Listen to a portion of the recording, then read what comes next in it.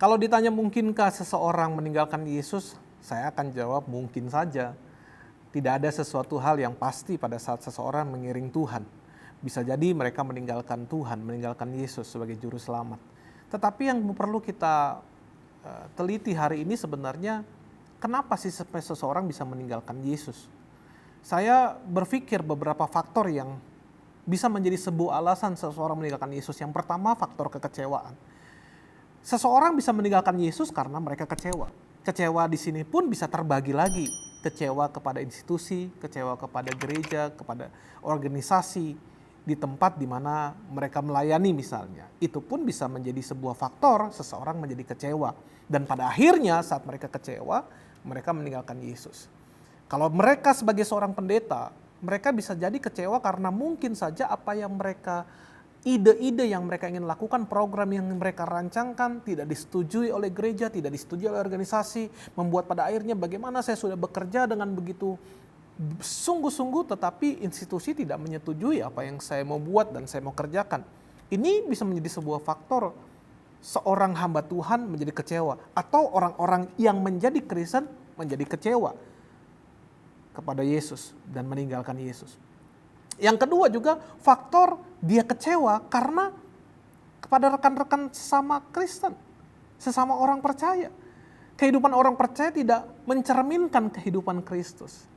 Tidak mencerminkan kehidupan sebagai terang dan garam di mana Tuhan menempatkan kehidupannya. Nah, faktor kekecewaan kepada sesama kekristenan, sesama orang Kristen, sesama orang percaya, ini pun bisa menjadi faktor kenapa seseorang kecewa, alasan seseorang kecewa. Tuhan berkata kepada kita bahwa di akhir zaman memang kasih kebanyakan orang akan menjadi semakin dingin. Kasih kebanyakan orang dan mungkin di dalamnya dan sangat pasti ada di dalamnya juga kasih orang Kristen juga semakin dingin.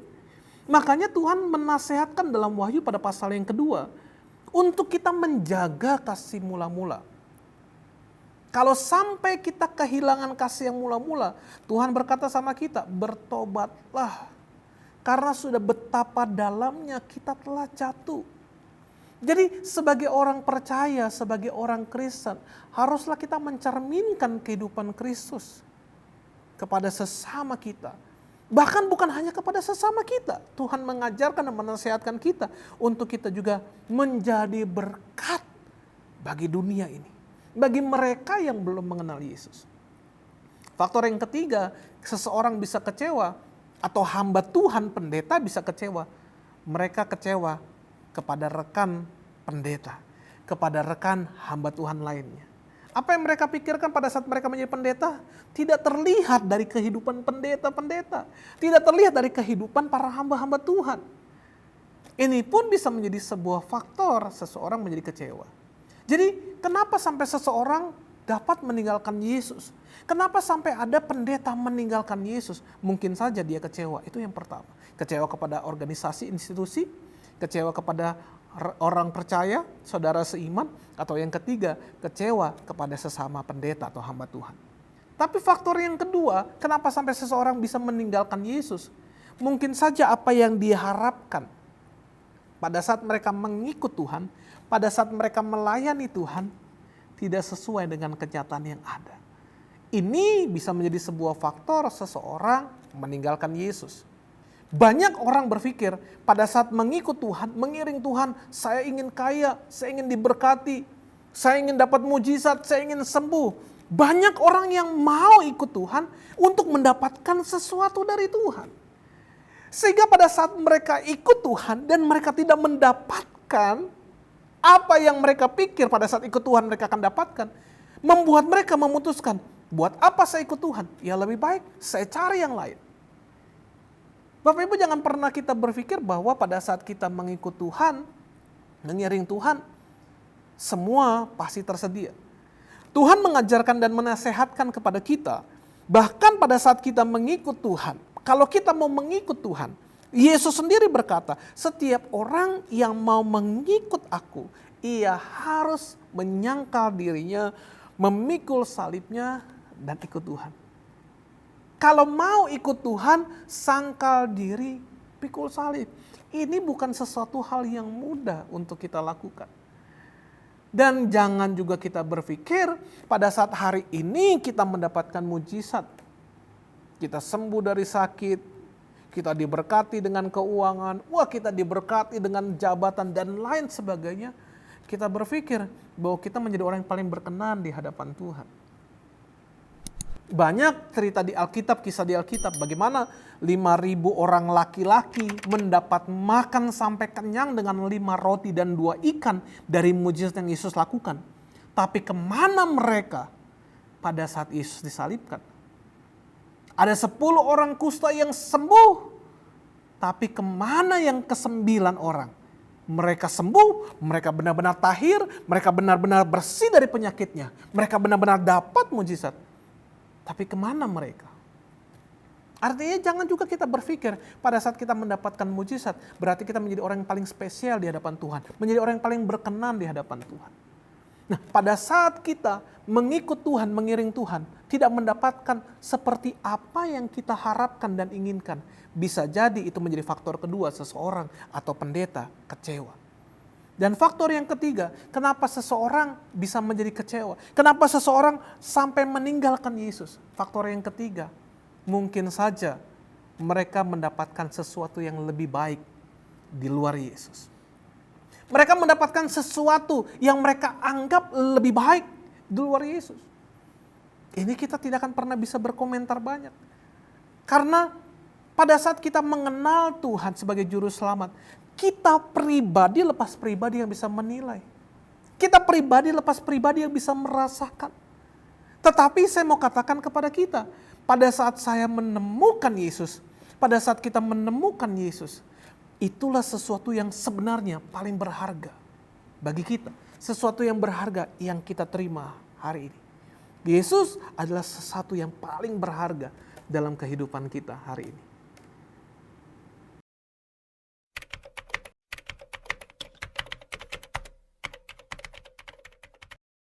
Kalau tanggapan saya kepada mereka yang meninggalkan Yesus, bahkan pendeta meninggalkan Yesus, saya juga nggak bisa banyak berkata-kata. Tetapi saya mau mengibaratkan begini, Tuhan tidak pernah rugi pada saat kita meninggalkan Dia. Saya mau berandai-andai begini, anggaplah saya ini seorang yang kaya raya. Saya kaya raya, saya punya banyak hal yang bisa saya lakukan dengan kekayaan yang saya punya. Sehingga karena saya kaya raya, saya ingin memberikan mobil kepada saudara. Sebuah mobil mewah misalnya. Mobil berharga 1 miliar misalnya. Saya ingin berikan secara cuma-cuma kepada saudara.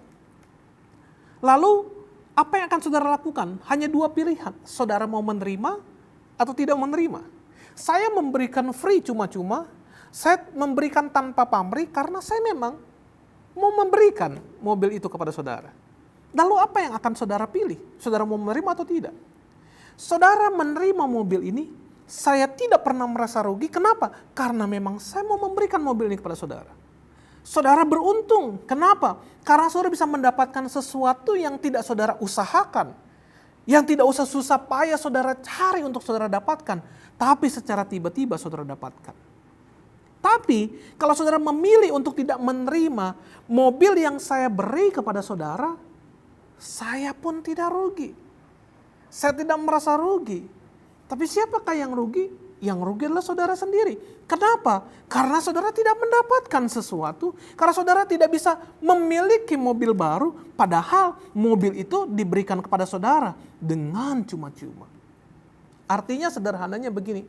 Pada saat seseorang pendeta meninggalkan Yesus, seseorang meninggalkan Kristus sebagai Tuhan dan Juru Selamat yang hidup, Tuhan gak pernah merasa rugi. Yesus tidak pernah merasa rugi. Apakah pada akhirnya Tuhan rugi melakukan sesuatu bagi kita? Apakah penyalipan yang Yesus terima 2000 tahun yang lalu akhirnya menjadi rugi? No, semua sudah Tuhan lakukan. Semua Tuhan sudah kerjakan. 2000 tahun yang lalu Tuhan sudah berikan segala sesuatunya bagi kita. Tuhan tidak merasa rugi. Tapi hari ini pada saat kita menolak Dia, pada saat kita menyangkal Dia, pada saat kita tidak lagi menerima Dia sebagai satu-satunya juru selamat yang hidup dalam hidup kita, bukan Tuhan yang rugi, tapi kita yang rugi. Maka dari itu, kalau hari ini saudara sudah mendapatkan sesuatu harta yang tak ternilai, sesuatu hal yang berharga dalam hidup, apa yang mau saudara kejar dalam dunia? Hidup manusia 70-80 tahun, itu yang Alkitab katakan. Tetapi sesudah itu kematian yang akan menentukan kemana kita akan pergi.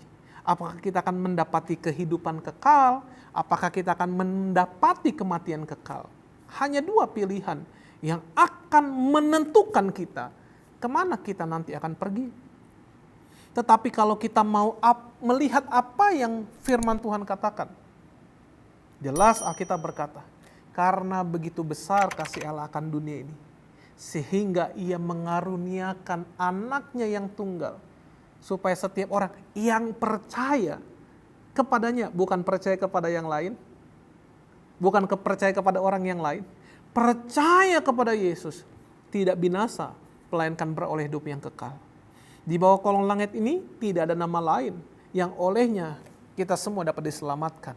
Saya mau katakan, hanya di dalam nama Yesus kita menerima keselamatan yang abadi. Kerajaan surga kekal selama-lamanya menjadi bagian kita semua.